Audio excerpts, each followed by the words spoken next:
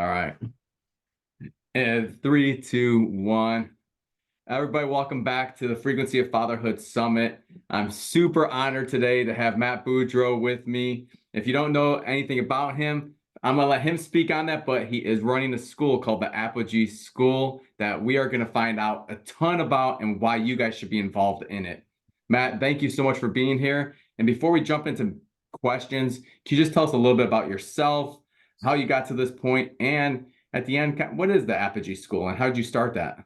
Yeah, you bet, man. No, the honor is definitely mine. I'll give you the 30,000 foot overview and we'll go wherever you want to go. So I always tell people I'm a career educator. People hear that and they think schools. And I'm very quick to point out that school and education are not the same thing. Schooling is a religion. Education is a lifelong endeavor of growth. And those are diametrically opposed in my point of view. So was at Stanford for a long time working there. My wife and I were both working there, and so started seeing the game of school from the inside. I saw the game of school when I was a student. Most people saw it as well, but really saw it from the inside working at Stanford, not knowing what I didn't know. I naively went and became a public school teacher, then a public school administrator, private school teacher, private school administrator, which is why I had to leave all of those things when I realized that my kids were becoming school age. And I had to build something that I actually wanted them to go to. So I started building schools, and these are schools that are very different than schools. I only use that word because people don't know what else to call it. If I say I built workplaces for young people, they think I built sweatshops.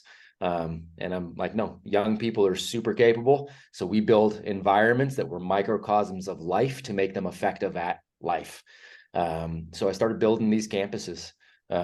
Simultaneously, I started speaking to Fortune 500s around the world. So at this point, I've gotten to speak to, over 500,000 people from a stage, work with the biggest companies on the planet. And they're telling me what they wish they saw from all of these college grads that they're not seeing. So I just got to take that information back to the campuses that we were building. In the process of that, I got a friend of mine who a lot of the listeners will know, named Tim Kennedy. Tim said he wanted to start a campus. So I went out to Texas, helped him start a campus out there. And we decided that Apogee was actually born as a young men's mentorship program. We decided we wanted, we had a network of really good men between the two of us. We wanted to put those good men in front of young men. So we built out a mentorship program for young men ages 12 to 18.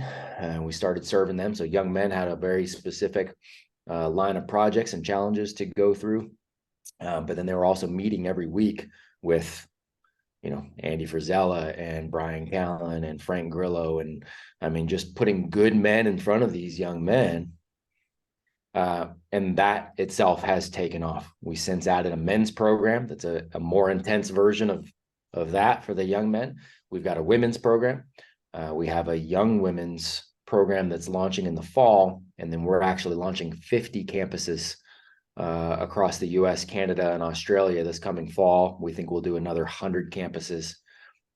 These are K through 12 campuses for boys and girls. We think we'll do another 100 in 2025. So we've got quite the organization at this point. Yeah, you're really moving in a positive way too. I love that because this is needed big time right now in the world. Your K through 12.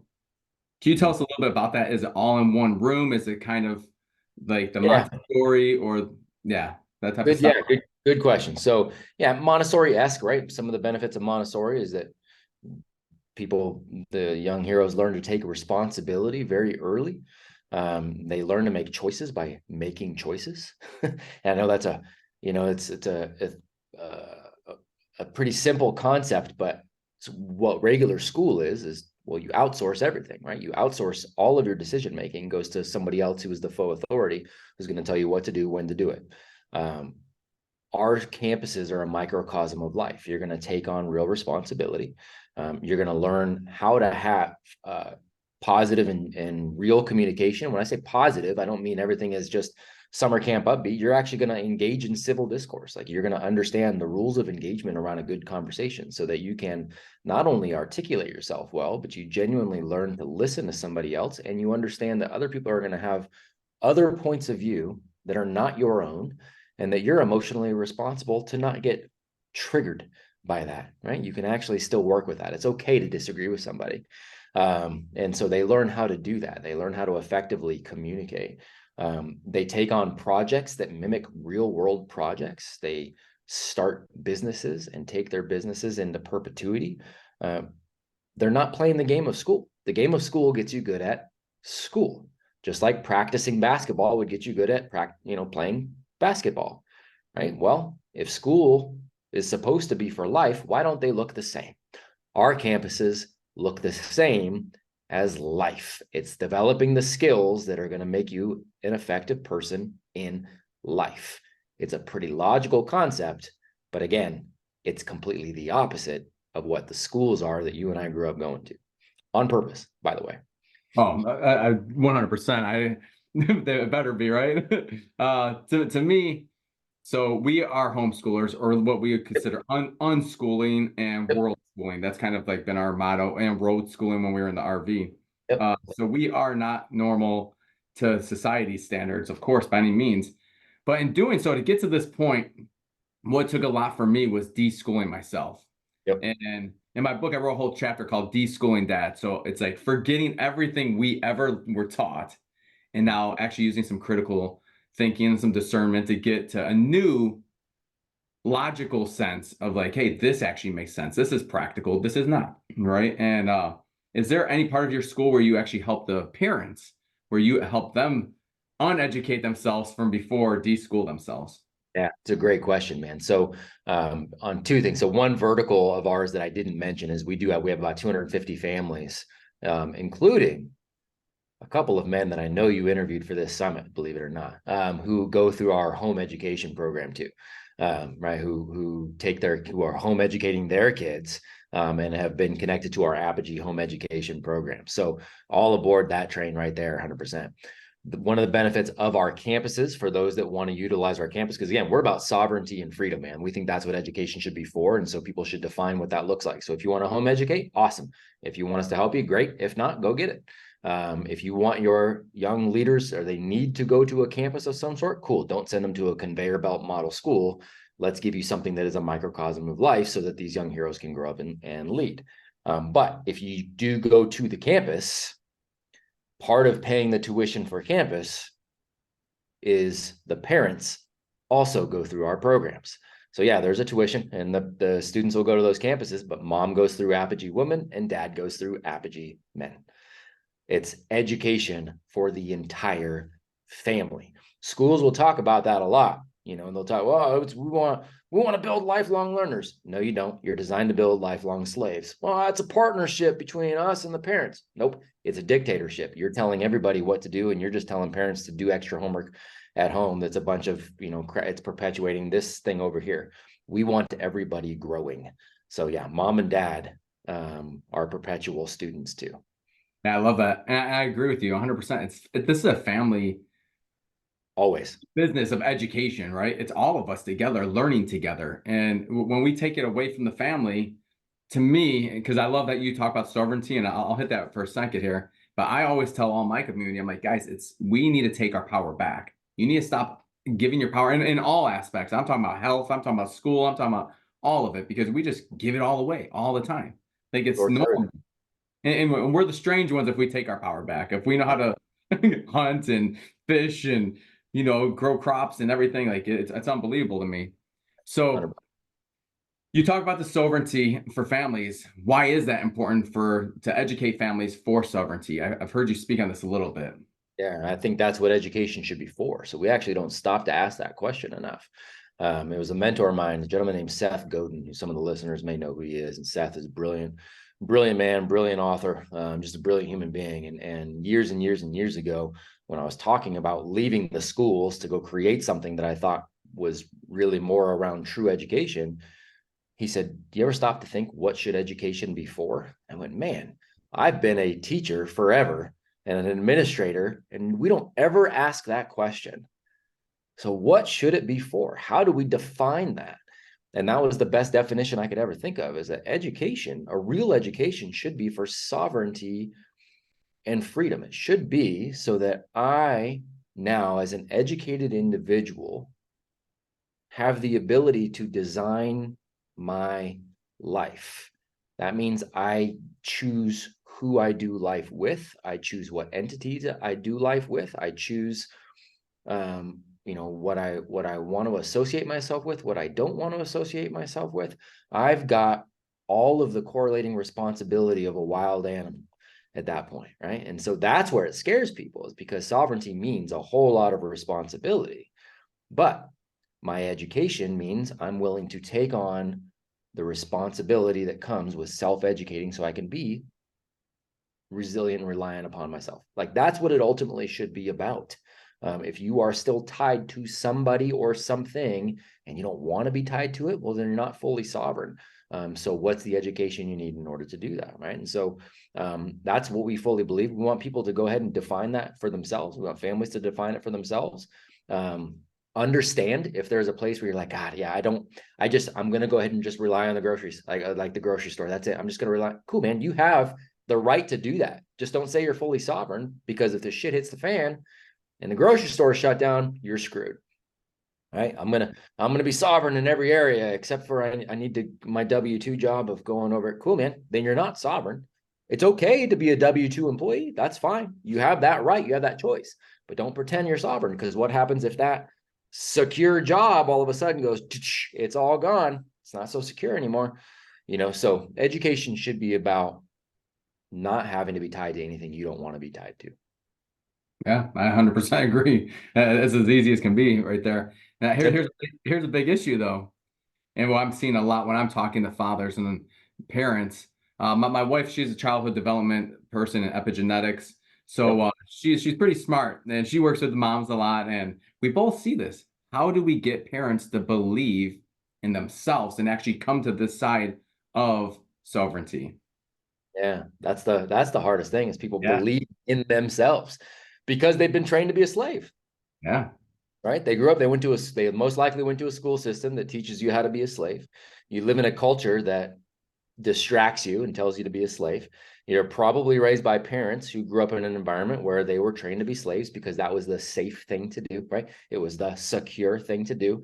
And you've got to understand that you've been trained in this religion. There's a saying that I love by Jodorowsky. He says, "Birds born in a cage think flying is an illness."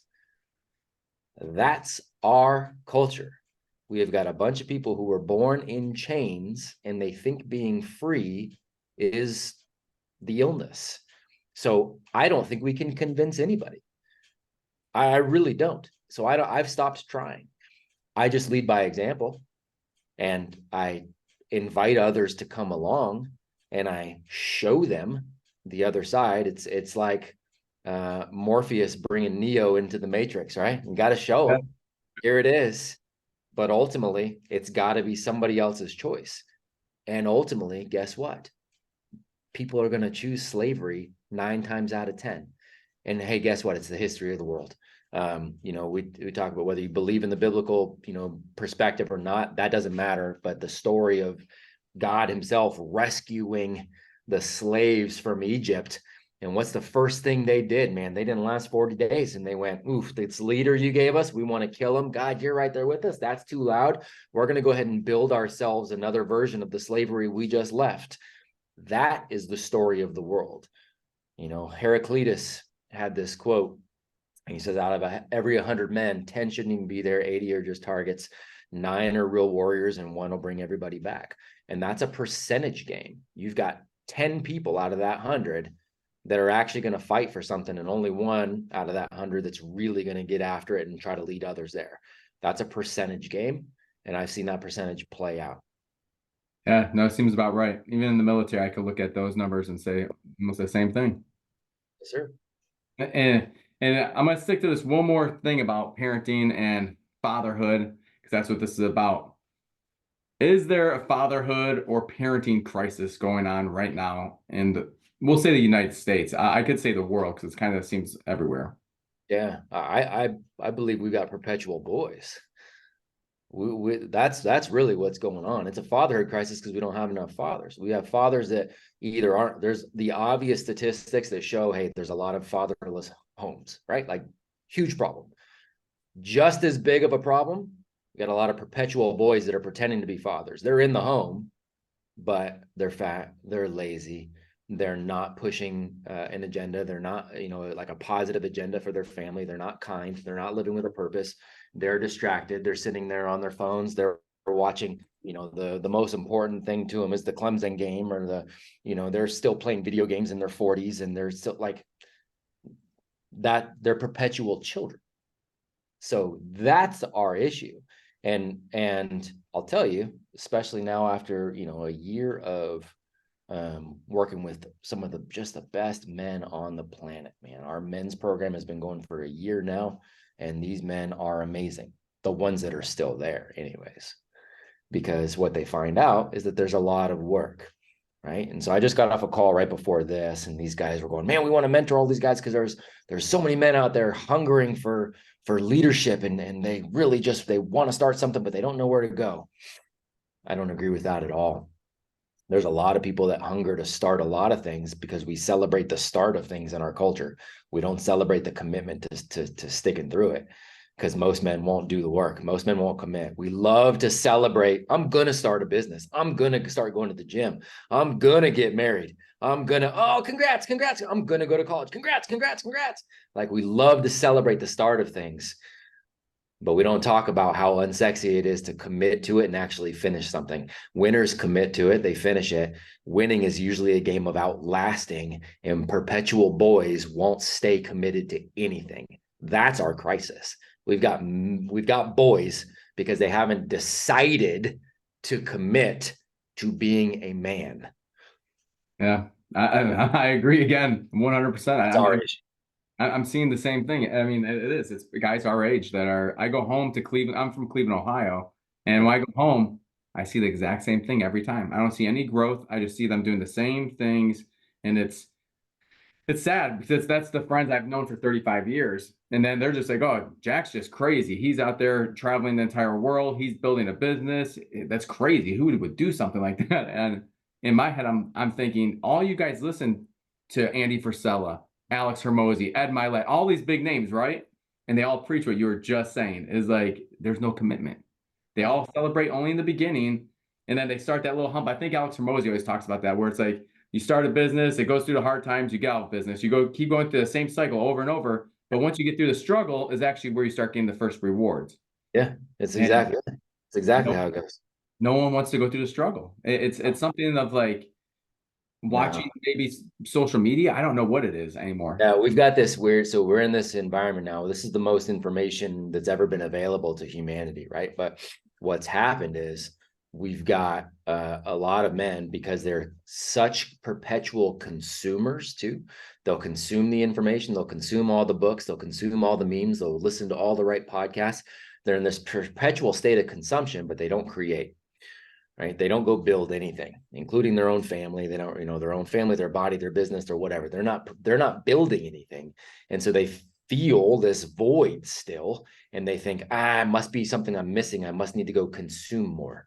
Right. So they go find the next big podcast to listen to, and they just keep consuming. It's like the person that does affirmations but doesn't tie them to anything, right? We actually know, scientifically proven, that just shouting affirmations in the mirror, it not only is it ineffective if it's not tied to action, it actually makes you more depressed, right? Because your subconscious mind goes, you're full of shit because you're saying all this, but you're not doing anything to match up with it.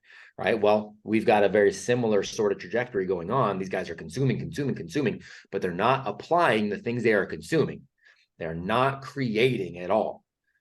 And when you get stuck in that rut, you're like, what the hell? I've got all the information, but the world's not going. I know how to stay hard. I know how to say keep hammering. I know how to say go one more. I know how to say discipline equals freedom. I say all the right shit, and I'm still fat, lazy. My wife and I don't get along. My kids don't respect me. I'm not building anything. I hate my job. What's going on? I'm consuming all the right stuff, but you're not committing to putting something in play. You take one book and the lessons there, and you apply that, bar none, over the course of 12 months versus consuming 100 books and not doing shit. You're better off applying from one thing, right? Like that's an issue, and it's a boy problem. Men take action. Yeah, I agree 100%. And I think that, a lot of these guys, we grew up in the sports era where it was awesome watching it. So a lot of them are just sideline quarterbacks. Yeah. And I think they just take that into this whole journey of manhood of like, oh, I'm just gonna watch from the sideline, give my advice where it's not warranted, and that's Well, it. That's and it's hypocritical. yeah, I won't say a damn thing if I'm not doing it. Like that's to me, that's a boy thing, right? yeah, I did that when I was a boy. When I was a boy, and and you're all hormoned up and thought, you thought you're hot shit. I gave a lot of advice on things I'd never done. Right? At some point, you got to realize that that's hypocritical, and you got to get over that. Right now, if I've not done something, I need to shut the hell. I need to shut up. right. Like, I get advice for moving all the time to different countries, sure, and it's always from people who've never moved from their home, from their hometown. yeah, I And believe that. they're giving me advice, and I'm like, I don't need your advice. I don't want your advice. I've lived in way more countries than you've been to states, and That's right. like, there's That's no right. person here. I don't need advice from someone who's never done my lifestyle. That's right. I respect your right to say what you want to say, but you all please understand you're gonna have to respect my right to think your opinion is retarded. Exactly. Like that's I was the perfect parent too before I had kids, right? 100%. Knew exactly what to 100%. do when I didn't know what to do. Yeah. So the Apogee School, I really like what you're talking about. We're going to jump back here. Is Yeah. you're really building entrepreneurs. That's what it seems like to me, and that's how we change the world. We get back to being entrepreneurs again, because I Yeah. feel like we've lost that because we wanted to create so many worker bees and everyone chasing the ladder on the corporate. Um, so do you see yourself with your own kids more allowing them to create and develop their own lifestyles and their own entrepreneur journey more than like, hey, get ready for college, kids? Yeah, totally. Well, the reason we like to do the entrepreneurial take is because it is a microcosm of life in so many things. You've got to, these are skills that are transferable. To be a good entrepreneur, you have to understand how to communicate, whether it's verbally or through the written word, or but you have to be a creator of some sort, and you have to connect what you've created to show that it brings value to somebody else in exchange, right? So that's why I like it. Even if somebody wants to go forward and get a job and not, start their own business, that's fine. But at least they'll have an awareness of what it takes to make things happen. So everything we're doing needs to have a transferable skill. It needs to actually just seamlessly transfer into life. I don't need every young person to be an entrepreneur, but people say, well, what's a curriculum? Curriculum is self-awareness because you've tried a number of things. So you know what you're good at, what you're not, what you like, what you dislike, where you need to partner, where you still struggle, where you've got to get better, where you're a ninja, where like you have that self-awareness. It's also self-confidence because you've actually pushed yourself through some hard things, right? That is the curriculum. It's those things. Everything else we do is a roadmap to get you to those two things. So for our own children, of course, it's the same thing. And we we home educate our kids too, because they've never gone to a campus that I didn't build. We moved out of California a couple of years ago, and I haven't built a campus out here, so they're home educated. But that's everything is a microcosm of our life. They've got responsibilities around the house that are non-negotiable. We've got the values that we live as a family. They're allowed to call me out if I'm not, stepping up where I need to step up, as long as they respectfully do that. Well, yeah, because we're all on the same mission. So they've got tons of responsibilities. They all have jobs on our farm, but they also have jobs outside of that. They got activities they're pursuing. It's growth. That's what education is. It's growth. That's the pursuit. College, even at this point, college is I would not only say college is not necessary for most people, it's actually detrimental for most people. And that's the blanket statement. Yes, there are some smaller, colleges that still do a really good job of educating that I think are great. But I wouldn't go to it if I was going to, or ask them to go if they were going to be in debt because of it. It's not worth that. So yeah, I want capable individuals. That's it. Yeah, It's actually very simple. I tell people the same thing. So Not I'm hard. glad that you're saying it out loud because a lot of people, you could scream it from a mountaintop, but they're not going to hear it. So that's Because it my goes family. against their religion. It goes Yeah, against the religion of you send your kids to school and that's somehow how they turn out to be successful. Even though it's logically and provably false, even though we all saw it with our own eyes, even though we look around and see it, you look at our population in this country, man, 92% of people have a high school diploma from a conveyor belt schooling system. You look at our country and go 92% wildly educated? Hell no, you don't. Not at all. Not at all. So where's the disconnect, people? Yeah, no, for sure. And why I like what you said there was you let your kids call you out. And I want to hit this really quick because a lot of men have this egotistical ways of, hey, this what we consider fatherhood 1.0, which is like the disciplinary financial support and a roof over your head. That was all dad needed back then. Right. And Yeah, guys are exactly. stuck in that.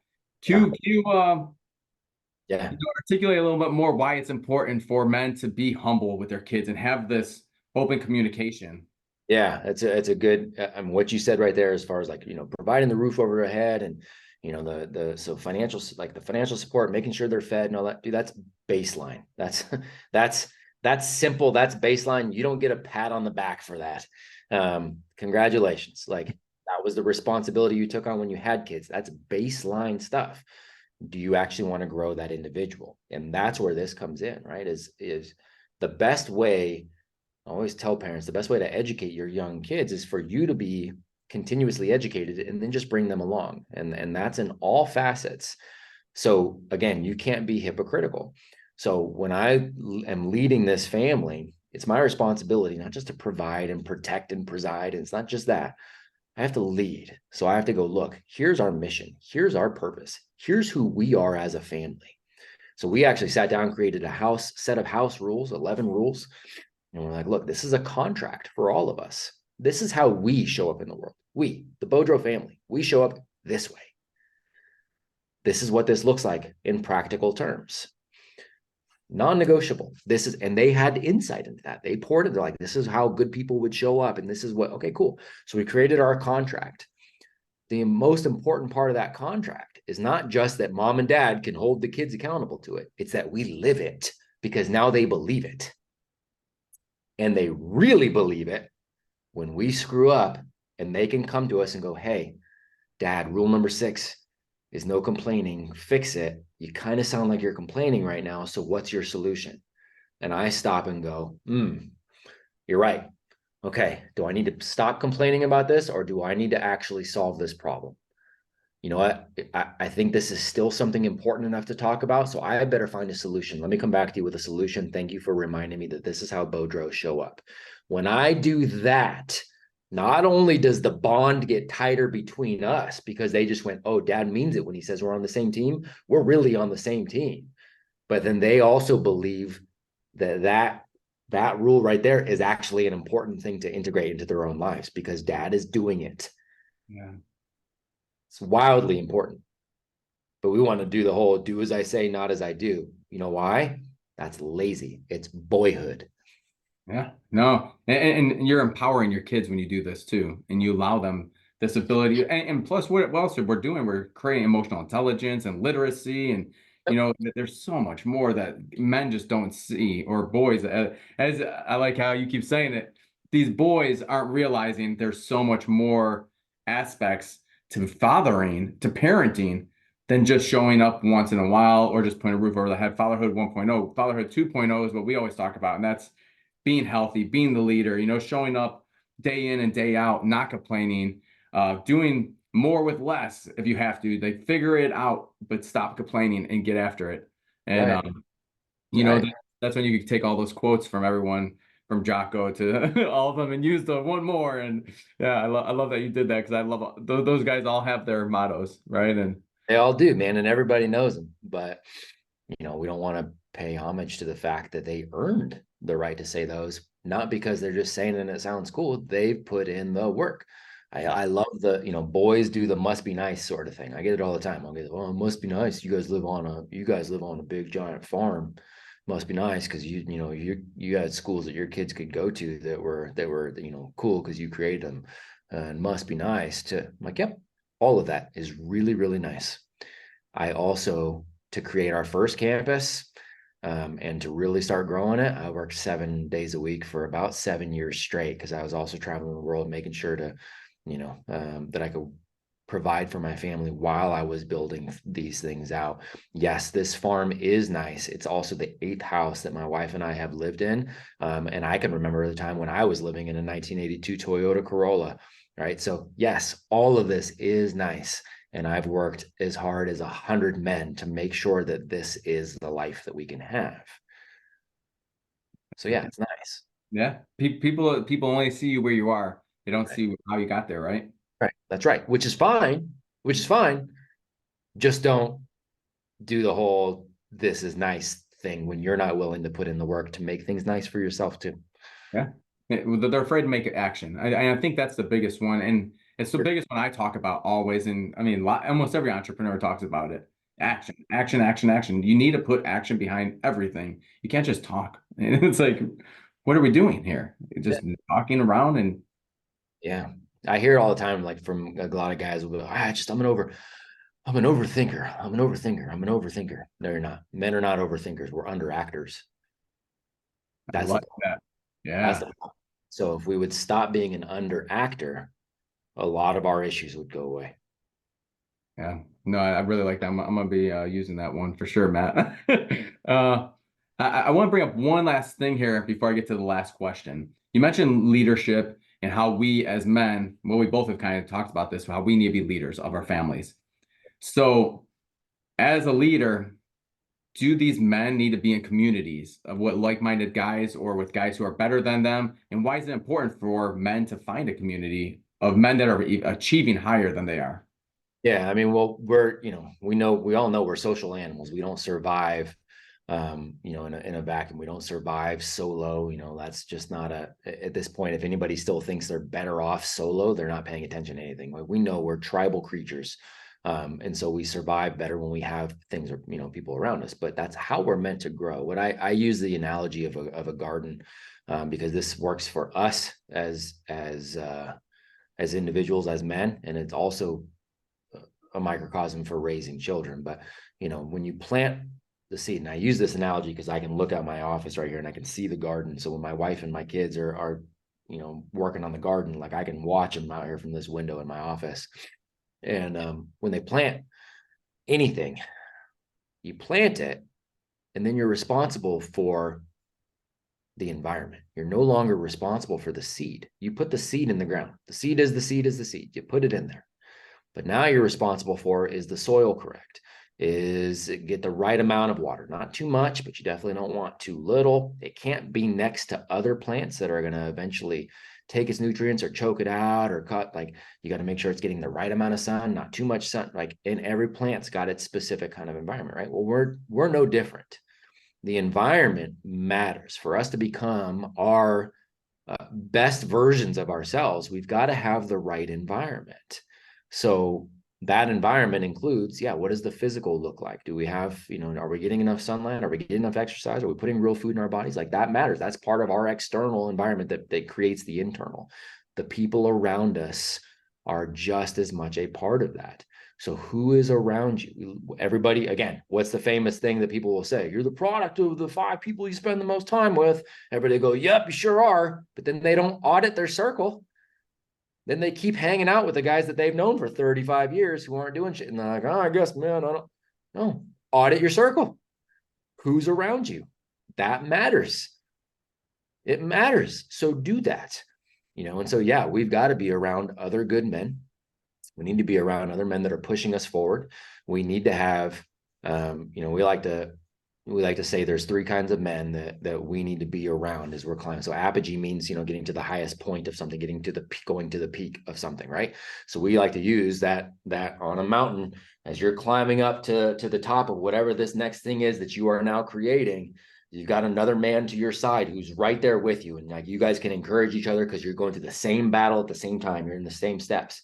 Right? You've also got to look up and go, man, there's some guys up there ahead of us. And you've got to reach up and you got to go, okay, man, what are the footsteps that you are creating? Because this mountain seems dangerous, but you're laying some footsteps and making it up. So, man, we're just going to go ahead and follow in those footsteps because that's what's going to make the most sense. And then, hey, we've also had to do our duty to look back here and reach our hand back because there's some guys that aren't yet even where we are. And so we're going to go ahead and guide them to our steps too, right? You need all 3 of those men around you, the men who are where you are, the men who are where you want to be, and the men that you are helping helping to get to where you are. That's how we are designed to roll. Yeah, I love that big time. I only have one last question for you, Matt. This has been, I could go on for an hour, Yeah, down rabbit holes and stuff that would even be way sure. more fun with you, but we won't do that on this one. uh, what was one of the biggest obstacles you've overcome as a father so far in your journey? The biggest obstacle that I overcame early is is the tendency to want to recreate how I was raised.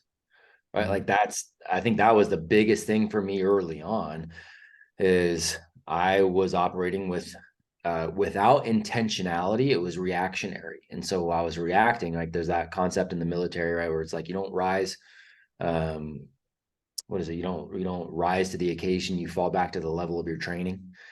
Right. And so everybody pictures fatherhood looking a certain way, but you don't know how hard it is or how awesome it is until you have kids. But you tend to, like anything else, if you don't know any better, if you haven't been intentional, if you haven't been pushing your growth, you fall back to your default setting of whatever you were kind of raised in, right? So I definitely early on fell back into like, okay, what do we do here? Because, well, this is what my dad did, so here we go. Even though I knew that my dad was a rougher guy and not necessarily the dad that I wanted to be. And so I had to figure out early with my first, like, all right, this isn't who I want to be. Who do I want to be? I actually had to be intentional and go, wait, what is the ideal form of me as a dad? How does that guy show up? How does he think? How does he act? How does he speak to people? How does he treat mom? Again, it's the environment, right? Like how does he enter the room? What does he expect? How is he like? I had to actually go through and define that. And I had not defined it prior to having my first child. And it was, she was the impetus for me going, dude, what am I doing? Okay, I need to define this and step into that role. So that was the most important thing that I overcame. Yeah, that's profound because I feel like a lot of men, that's what we go through. I know I did myself, Hmm. and it's a big pill to swallow and say, man, no one's ever passed down the traits of fatherhood. Right. No one. I've talked to a lot of men. I don't hear any men saying, "Oh, my dad sat there and told me what father is, what Right. fathering is." Right. That's right. That's why it's such a huge part of what we do with our men in the Apogee Man's program. We dive deep into their personal psychology. We start going, okay, who are you? We make them define. It's Plato's concepts of their ideals, right? We make them define what does their ideal version of a dad look like, and then we create a lot around that. We create legacy and tradition and things around that. So not only are they working to improve themselves as that, but they are actually putting themselves in a position to pass these things down to future generations. We tell them like part of their mission with us is to change their bloodline. And that's part of what we mean by that, is to pass those things down with intentionality. Yeah, no, I think that's great. And society's lost the storytelling abilities of passing down stories the generations and generations, right? We lost that. And then there's this other aspect of fathering to me that's like Tom Brady didn't just get to the pro level and stop practicing. And I'm not a New England fan, I'm a Cleveland Browns fan, anyone, but I don't really Yeah, he's a GOAT, yeah, right? So yeah, he totally. didn't stop. So why do we get to fathering and then we just stop trying to learn what fathering is? Skills that other fathers are doing, looking up to other fathers that are really kicking ass and saying, I want to be like that guy. It's Yeah, like we just sit down on the bench and that's good enough. We're not even in the game half the time, these guys. It's just for sure. mindless. For sure. Well, that's what it is. It's mindless. It's reactionary, right? It is its own cultural religion in that regard. Just like send your kids off to school. Of course, that's what everybody does, right? You don't stop to question why or what you're doing or who you're sending them to or what you're sending them for or what the outcomes are, or is there a different way to do it? Is there, like, you don't question it, you just do it, right? Because again, you were born in that cage. So you think flying is an illness. Right. Well, being intentional in your relationship with your wife is the same way. Being intentional with how you raise your kids is the same way. It's not just reaction and you just perpetuate a cycle. No, think about it. I love that. I'm not going to add anything to that. Matt, thank you so much for being here. I'm super grateful for your time. Before we leave, can you let everyone know how they can contact you, how they can learn more about the Apogee School, and etc. Thanks, man. I appreciate it. Best place, either on IG, probably at Apogee Program, or go to apogeestrong.com. We'll get that continuously updated with all of our different verticals, including all of the school locations. And people can reach out to me directly on mostly Instagram, I guess, too, at my name, at Matt Beaudreau. I'm glad to help. Awesome. Appreciate you, sir. Back Have a at you, great man. day. You Take as well. care.